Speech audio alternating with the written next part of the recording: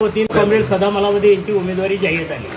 हे आमच्या पक्षाच्या जिल्हा कमिटीमध्ये शहर कमिटीमध्ये सगळी चर्चा झाली आणि चर्चा करून तो उमेदवारी घोषित झालेली आहे। आणि उमेदवारी घोषित झाल्यानंतर आता ते तानाजी पवार आणि आमचे सदा मलावदे यांची दोस्ती आहे, पण दोस्ती आहे याचा अर्थ असा नव्हे की पक्षाने जर एकदा मान्यता दिली वर राज्य कमिटीपर्यंत सगळं गेलेलं आहे आणि पक्षानं मान्यता दिली तर सदा मलावदेंना मागं घेता येणार नाही।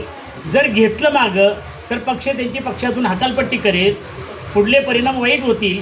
म्हणून काय नाही आम्ही भूमिका घेतली की बाबा यावेळेला जरी मित्र असले, मित्रत्वाचं काय नाही नातं ही मित्रत्वाच्या ठिकाणी, परंतु निवडणुकीच्या वेळेला त्यावेळेला काय नाही सदा निवडून येईल, तानाजी पवार निवडून येतील, कोण निवडून येतील, लोकशाही पद्धतीने येतील।